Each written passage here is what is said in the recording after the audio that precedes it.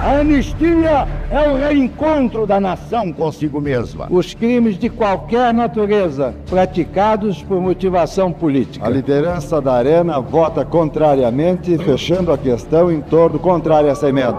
Uma palavra tem dominado o debate público brasileiro: anistia. A anistia tem justamente este sentido, de conciliação para renovação. Mas quantas vezes o país já esteve envolvido com essa pauta? Descubra agora a história da emblemática anistia de 1979, na República. Conheça os crimes cometidos e os nomes daqueles que já receberam o benefício da anistia e que hoje são figuras muito presentes na política e na elite artística nacional.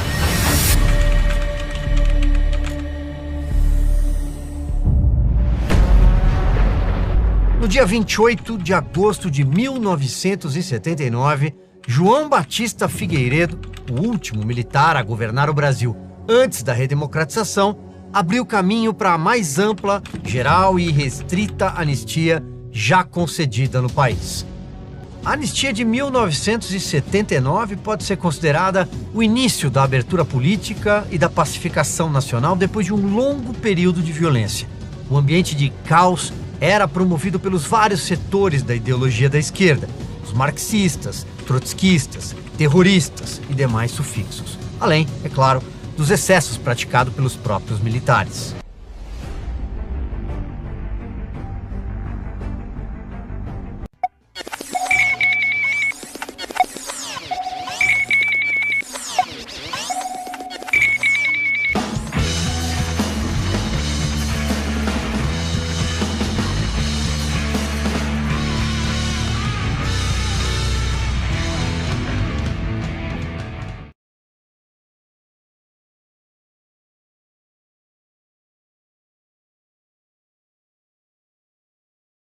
Atrás, você podia prever, por exemplo, uma América Latina assim: Fidel, Chávez, Morales, Bachelet, Correa, quem mais? Todos de esquerda na América do Sul. Você podia prever que isso ia acontecer? Prever não, mas nós já lutávamos por isso e já trabalhávamos por isso, inclusive porque nós criamos o Fórum de São Paulo, que lutava, né, para isso. Depois criamos ainda um grupo de Marbella, que é o nome da cidade, do hotel onde nós fomos no Chile, que se reuniu. Todos depois foram eleitos presidente da República. Todos foram. Todos. O Ciro Gomes, que participava, e o Galtemo Cárdenas ainda não foram, mas o Fox foi, o Lagos foi, o Tabaré Basque foi, certo? O Della Rui foi, o Lula foi, então você vê que não o Chaves e o Evo Morales. Tabaré, Kirchner, se essa turma se unir, o que é meio difícil, o que acontece com a América Latina? Não, a condição para a América Latina avançar é a união desses presidentes desses países. Por isso que a informação que o Banco do Sul está avançando e a consolidação do Mercosul, e a integração energética, o gasoduto, e mesmo a zona de livre comércio entre os nossos países, não há nada mais importante para nós que a integração da América Latina. Hoje, o NAFTA, a União Europeia e o Pacto Asiático, 70% do comércio é intrabloco, só 30% é exportado para fora do bloco. Aqui na América Latina, ou do Sul, ainda é 20%, 25%. Então nós temos muito para integrar.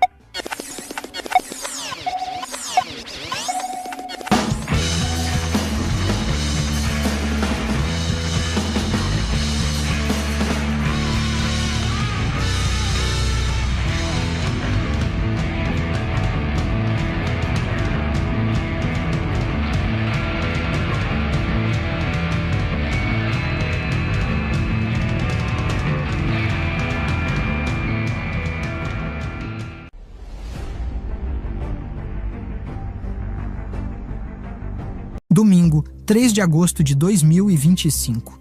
Durante o encerramento do 17º Encontro Nacional do Partido dos Trabalhadores, o presidente Luiz Inácio Lula da Silva se encontrou com Fidel Antônio Castro Smirnov, conhecido como Fidelito, neto do ditador cubano Fidel Castro. A foto do encontro foi postada nas redes sociais pelo prefeito de Maricá, Washington Quaquá, que destacou o simbolismo do momento. É muito pouco para um partido de esquerda. Um partido de esquerda quer que o presidente diga que ia alcançar o socialismo. É verdade, eu sei o que as pessoas pensam. Mas eu tenho uma coisa que o sindicato... Essa edição do Agora CNN fica por aqui, mas a gente vai repercutir, claro, esse discurso do presidente Lula no evento do PT ao longo aí dessa tarde, mas nesse momento você fica com o Domingão com o Benja. Uma boa tarde para você. A transmissão da CNN Brasil foi cortada logo após a fala do presidente, e o episódio gerou diversos comentários nas redes sociais. Internautas e políticos questionaram a coincidência do corte justamente no momento em que o petista mencionava o socialismo. O deputado federal Coronel Crisóstomo, do Partido Liberal, escreveu em seu perfil no X, absurdo. Durante discurso, Lula não consegue mais esconder seus planos e assume que quer implantar o socialismo no Brasil e CNN corta a transmissão na hora. Seria esse o retorno de um projeto de poder mais ambicioso? Hoje você vai aprender mais sobre um dos projetos mais bem-sucedidos da esquerda e que está historicamente ligado à trajetória do PT. Para entender o que está em jogo, é preciso voltar aos anos 90 e visitar uma organização que passou anos na penumbra, o Foro de São Paulo. Antes de continuarmos, compartilhe este vídeo para que mais pessoas tenham acesso a essas informações. Para aumentar a divulgação, curta o vídeo e se inscreva no canal da Brasil Paralelo. Ative o sininho para não perder as próximas produções. Em 1990, após o colapso da União Soviética e o declínio dos regimes socialistas na Europa, Lula e Fidel Castro se reuniram para fundar o Foro de São Paulo. O objetivo era reorganizar a esquerda na América Latina e resistir ao avanço do liberalismo econômico liderado pelos Estados Unidos. O primeiro encontro reuniu partidos de esquerda e organizações políticas de países como Brasil, Cuba, Venezuela, Argentina, Bolívia e Nicarágua. Ao longo dos anos, o Fórum cresceu, se institucionalizou e passou a contar com 128 partidos membros, de 28 países. Entre eles estão o PT, o PCdoB, o PCB, o PDT e outros. Durante anos, a existência do Foro foi negada ou tratada como uma teoria da conspiração. Em 2002, ao ser questionado por Boris Casoy sobre a existência do Foro de São Paulo durante uma sabatina na TV Record, Lula rebateu a pergunta com ironia. A aliança do eixo Chaves, Fidel e Lula. Ô Boris, você sabe que isso é no mínimo uma piada de mau gosto, e eu te aconselho até não repetir isso no vídeo. Somente após 2008, com cobertura da revista Veja e falas explícitas de lideranças como Gleisi Hoffmann e do próprio Lula, a existência e o papel estratégico do Foro foram assumidos publicamente. Antes de prosseguirmos, um pedido. Se estiver gostando do vídeo, deixe um like.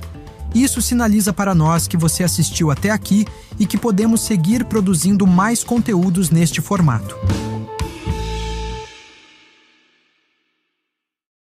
Há décadas, os membros do Foro de São Paulo vêm promovendo alianças entre governos, partidos e movimentos sociais de esquerda para formar uma frente continental e consolidar o poder em seus respectivos países. Nos anos 2000, o plano parecia ter dado certo. Presidentes alinhados ao Foro governavam simultaneamente em vários países da América Latina, como Lula no Brasil, Chávez na Venezuela, Fidel Castro em Cuba, Kirchner na Argentina, Correa no Equador, Evo Morales na Bolívia, Bachelet no Chile e Ortega na Nicarágua. Você podia prever, por exemplo, uma América Latina assim: Fidel, Chávez, Morales, Bachelet, Correa, quem mais? Todos de esquerda na América do Sul. Você podia prever que isso ia acontecer? Prever não, mas nós já lutávamos por isso e já trabalhávamos por isso, inclusive porque nós criamos o Fórum de São Paulo, que lutava para isso. Depois criamos ainda o Grupo de Marbella, que é o nome da cidade, do hotel onde nós fomos no Chile, que se reuniu. Todos depois foram eleitos presidente da República. Todos foram. Todos. A influência do fórum foi reconhecida pelo próprio Lula em 2013. E eu quero, companheiro da direção do Fórum de São Paulo, debitar parte da chegada da esquerda ao poder na América Latina pela existência dessa cosita chamada Fórum de São Paulo. Foi aqui e devemos muito aos companheiros cubanos. Devemos muito aos companheiros cubanos. No entanto, entre seus membros figuram regimes abertamente ditatoriais como Cuba, Venezuela e Nicarágua. Países com histórico de prisões políticas, repressão de oposição, censura e envolvimento com narcotráfico. As Farc, consideradas hoje como organizações terroristas pelos Estados Unidos desde 2001 e pela União Europeia desde 2002, também já participaram do foro em anos anteriores. A ideia de viver sob um governo socialista não representa o desejo popular. Ao contrário, há anos a sociedade convive com a negação da existência de um projeto continental articulado com essa finalidade. Nos anos 80, Lula afirmava que o socialismo poderia levar 30, 40 ou 50 anos para ser implantado. Eu acho que ele será demorado, ele será, penoso, mas será nos moldes em que a cabeça do povo brasileiro estiver preparada para implantá-lo. Acredito nisso, trabalho para isso, acho difícil, veja, eu sou tão pessimista que eu acho difícil que mesmo que a gente fizesse a revolução hoje nesse país, depusesse o governo, a gente para implantar esse socialismo levaria quantos 30, 40, 50 anos para implantar num país de tantas coisas como o Brasil. Nós precisamos plantar agora para colher daqui a alguns anos. É nisso que eu aposto e é para isso que eu trabalho. Hoje, os movimentos políticos e simbólicos de seu governo dão novo peso a essa declaração. Ignorado por anos pela imprensa brasileira, o Fórum de São Paulo agora se assume como parte do projeto da esquerda latino-americana. O que vimos até aqui é apenas uma pequena parte dessa história. Se você quer entender as origens, promessas e os horrores vividos sob regimes socialistas, assista ao documentário original História do Comunismo, uma produção exclusiva da Brasil Paralelo. Viajamos por 10 países, entrevistamos as maiores autoridades sobre o tema e reunimos o que nunca foi mostrado na TV brasileira. Do marxismo de Marx à Revolução de Mao na China, da Cortina de Ferro à Ilha de Cuba, você vai entender o que existe por trás das promessas de igualdade e os custos reais desse experimento histórico. Torne-se um membro da Brasil Paralelo e assista ao documentário História do Comunismo em nosso streaming. Toque no link na descrição para conhecer nossos planos e mergulhe nesse oceano de conhecimento hoje mesmo. Irmãos e irmãs, rebelem-se e nós destruiremos o capitalismo. É um chamado para a revolução como uma resposta às injustiças e às desigualdades deste mundo. Bom, não foi bem assim.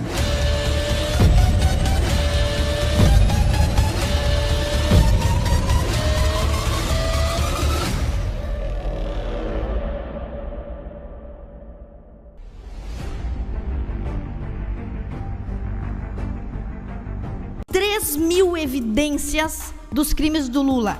3.000 evidências dos crimes dele.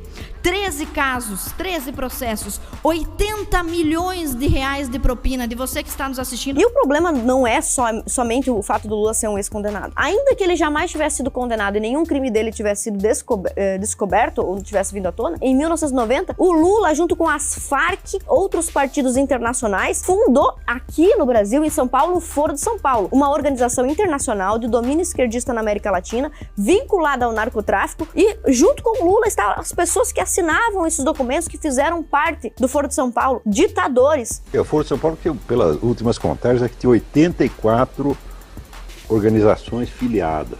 Algumas delas são partidos legais, como o próprio PT, outras são entidades criminosas, todas articulando uma estratégia conjunta. Só isso já mostra a ilegalidade do conjunto. Isso é amanhã, por exemplo. Vamos supor que eu sei lá, sou candidato a vereador, tá certo? E eu articulo a minha candidatura com o Fernandinho Beiramar, mesmo que eu não esteja recebendo nenhum dinheiro dele, mesmo que eu não tenha nenhuma participação no negócio sujo dele. A simples parceria política com a delinquência já é delinquência. O PT, Partido dos Trabalhadores, é amigo das Forças Armadas Revolucionárias Colombianas, produtor e distribuidor de cocaína da Colômbia, metido com a narcoguerrilha. Pesquisa feita durante o governo petista. 3 milhões de brasileiros consumindo cocaína por ano. Outro dado importante, durante os últimos 10 anos de governo petista, dobrou o contingente, o tráfico de cocaína dentro desse país. O Lula presidiu o foro durante 12 ou 13 anos. E cada reunião tinha as resoluções, ele assinava. A resolução tem um poder um valor de compromisso. Por exemplo, na última reunião, assinaram um compromisso que todas as 80 e tantas organizações se comprometiam a defender a FARC, a narco-guerrilha colombiana, contra o governo da Colômbia. E acusava o governo da Colômbia de fazer terrorismo de Estado contra as FARC, contra os pobres traficantes. Isso está assinado lá pela mão do seu Lula. Todas essas coisas que estão acontecendo já estavam premeditadas pelos teóricos de esquerda. Pessoas de todo mundo têm falado sobre esse fenômeno. O que é este fenômeno? É utilizar a criminalidade como um fio condutor da Revolução Comunista no Brasil. Já que não se pode mais usar um operário, o cidadão comum, que não está nem aí para a Revolução Comunista, usa-se os criminosos. Aí não é, tá falando bobagem. Na tela, a lista de participantes do 9º encontro do Foro de São Paulo. Quem são os participantes brasileiros? Partido dos Trabalhadores, Partido Socialista Brasileiro e Partido Comunista. Quem são os participantes colombianos? Forças Armadas Revolucionárias da Colômbia, os traficantes de cocaína da Colômbia. O PT e as Farc têm uma amizade de longa data. Como é que a gente sabe disso? Olha que lindo. Quando o Lula foi encarcerado, os narcotraficantes colombianos, eles se solidarizaram. É muito triste, realmente. Então a Farc emitiu uma nota que aí, em espanhol, diz o seguinte: o partido expressa sua solidariedade ao companheiro brasileiro Lula. Olha só, a Farc é companheira do Lula, que coisa linda. E esse sentimento, ele é recíproco. Não é só a Farc que gosta do Lula, o Lula também gosta das Farc. Por exemplo, nós vemos aqui em 2009, Lula sugeriu às Forças Armadas Revolucionárias traficantes colombianas que fundassem um partido para concorrer às eleições. Lula disse: se um continente como o nosso, um índio e um metalúrgico podem chegar à presidência, por que alguém das Farc disputando a eleição não pode? Por que não pode, será? Será que é porque os caras são traficantes, engenheiros da desordem e do caos? Será que é por isso? Que motivo seria? Você podia prever, por exemplo, uma América Latina assim, todos de esquerda na América do Sul? Você podia prever que isso ia acontecer? Prever não, mas nós já lutávamos por isso e já trabalhávamos por isso, inclusive porque nós criamos o Fórum de São Paulo, que lutava para isso. Todos depois foram eleitos presidente da República. Todos foram. Todos. O Ciro Gomes, que participava, e o Galtemo Cárdenas ainda não foram. Mas... Nós ganhamos as eleições, sabe, com um discurso, e depois das eleições nós tivemos, sabe, que mudar o nosso discurso e fazer aquilo que a gente dizia que não ia fazer. Esse é um fato. Esse é um fato, sabe, conhecido de 204 milhões de habitantes. Nós não vamos ter um candidato de direita na campanha. Não é fantástico isso? Vocês querem conquista melhor do que numa campanha neste país a gente não ter nenhum candidato de direita? Se tiver 4 ou 5 candidatos, é todo do espectro de esquerda. Essa eu acho que é uma conquista que nós precisaríamos aprender a valorizar. Não ter um candidato que represente a direita. Existe sim polarização no Brasil, é democrático e deve existir. E as pessoas precisam se posicionar, porque não se posicionar é deixar o Foro de São Paulo atuar livremente. Aqueles que estão em cima do muro, ou que dizem que estão defendendo ideias mais equilibradas e que não existe direita e esquerda, que esses conceitos foram superados, existe uma polarização e é dever de todo brasileiro se posicionar. E não fazer isso é colaborar com o Foro de São Paulo. A escolha não é entre 2 candidatos democráticos. Você precisa optar entre a liberdade e a servidão. É o bem contra o mal. Não se omita. Vote 22, pelo bem do Brasil.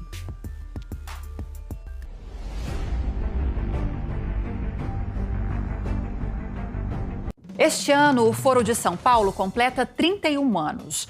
Embora carregue o nome da capital paulista no nome, trata-se de uma organização internacional que já exerceu grande influência no cenário político da América Latina. Vem que eu te explico mais sobre esse movimento. Tá explicado. O Foro de São Paulo é uma organização de esquerda que reúne mais de 120 partidos políticos de quase 30 países da América Latina e do Caribe. Criado em 1990 por iniciativa dos ex-presidentes Fidel Castro e Luiz Inácio Lula da Silva, que na época era dirigente do PT, teve como ponto de partida um seminário internacional que discutiu a crise do socialismo após a queda do Muro de Berlim em 1989. Como o primeiro encontro aconteceu na cidade de São Paulo, o foro acabou ganhando o nome da capital paulista. E a partir daí o movimento se consolidou. Entre os principais membros estão o Partido Comunista de Cuba, o Partido dos Trabalhadores no Brasil, o Partido Socialista Unido da Venezuela e o Partido Socialista do Chile. Há inclusive registros de participação das Farc, as Forças Armadas Revolucionárias da Colômbia, em conferências realizadas nos primeiros anos de organização. Aqui no país, além do PT, PDT, PCdoB e PCB também integram um grupo que tem como pautas centrais a oposição ao neoliberalismo e ao imperialismo, o fortalecimento das lutas sociais, sindicais e populares e a integração dos países em torno de problemas políticos e econômicos. Especialmente na primeira década dos anos 2000, o foro viveu o auge pela ligação com presidentes de importantes países do continente. Em 2019, Caracas, na Venezuela, foi sede do último encontro anual do Foro de São Paulo. Entre as discussões, a libertação de Lula, até então preso após condenação em processo da Lava Jato. O evento provocou a reação de vários adversários políticos. Um deles foi o presidente Jair Bolsonaro, que nas redes sociais mencionou a ligação da organização com as Farc e facções criminosas. Para a ala esquerda, a organização tem papel importante na articulação de lutas populares e no fortalecimento de movimentos sociais. Para a ala direita, trata-se de mais uma ameaça comunista, para alguns até criminosa, que avança contra o capitalismo e a democracia. O fato é que, com a derrota nas urnas de líderes da esquerda nos últimos anos, o foro acabou escapando aos holofotes. Mas, segundo consta na página oficial da organização, as atividades continuam acontecendo.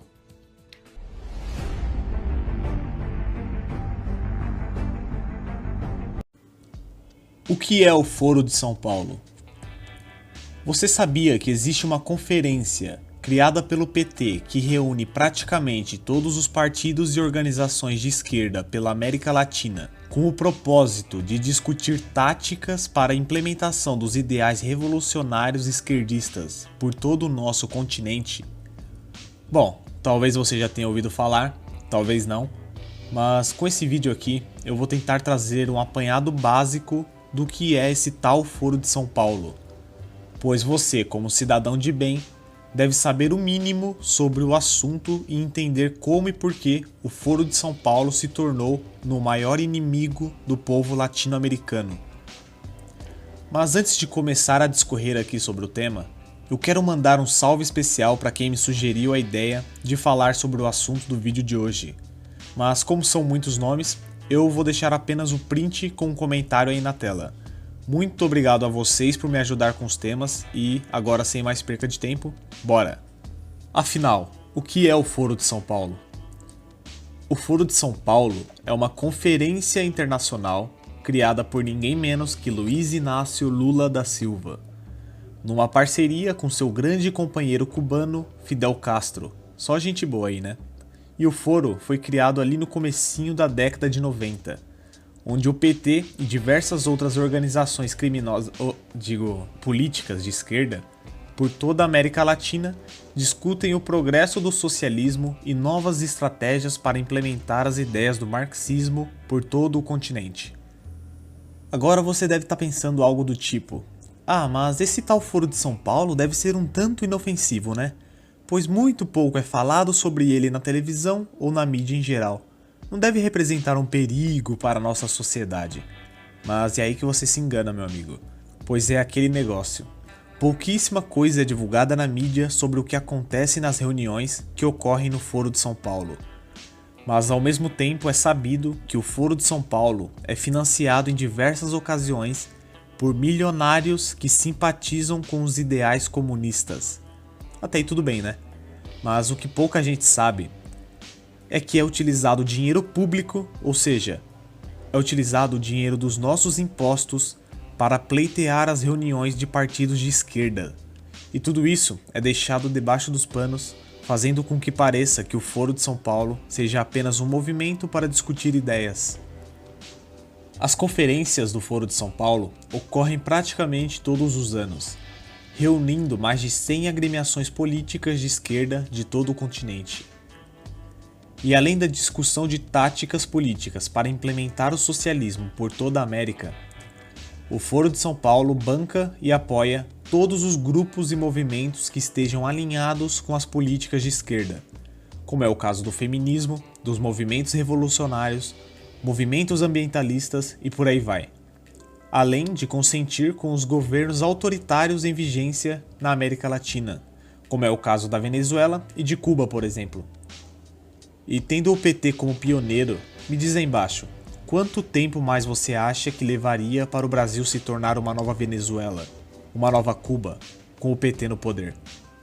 E lembrando que o Brasil, com todas essas crises que vem enfrentando, com impostos abusivos, tudo isso é resultado das atitudes inescrupulosas do PT, que simplesmente jogou o Brasil na lama, com toda essa política esquerdista, que já ficou claro que não funciona em lugar algum, né? E tá, eu saí um pouquinho aqui do foco do vídeo, né? Mas no fim, tudo isso acaba se encaixando. Todo o culpado por esse atraso no nosso continente, toda essa pobreza existente nos países latino-americanos, todos esses governos autoritários de esquerda que suprimem toda a liberdade do povo, é culpa única e exclusivamente do socialismo. Aliás, dos apoiadores dessa doutrina maldita. Sério, não entra na minha cabeça que alguém em sã consciência e com um pouquinho assim de inteligência acredite que o socialismo possa funcionar. Eu não consigo crer nisso. Então o que nos resta é lutar contra isso.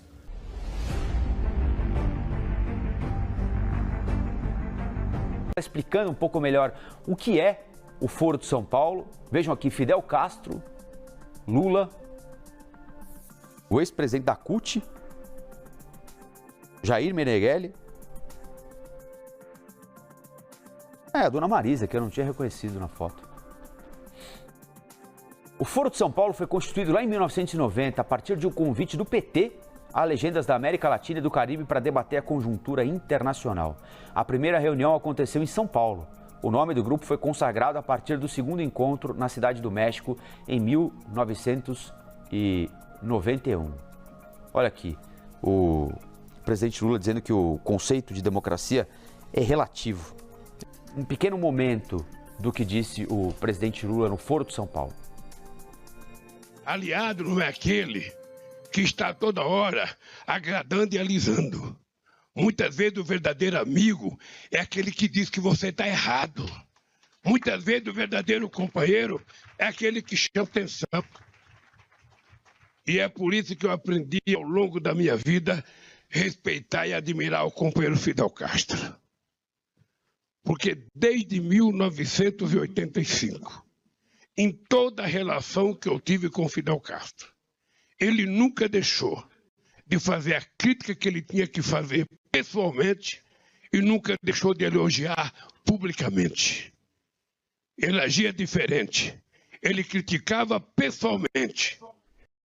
Falando da relação pessoal que ele estabeleceu com o Fidel Castro. Agora, curiosamente, ele, no episódio de Fidel Castro, consegue se referir à relação política e pessoal que tinha com o ditador cubano e deixa de fora tudo aquilo que, notadamente, Fidel Castro fez ao longo do período em que administrou Cuba. Não sei se é essa a expressão que a gente usa para um ditador, né?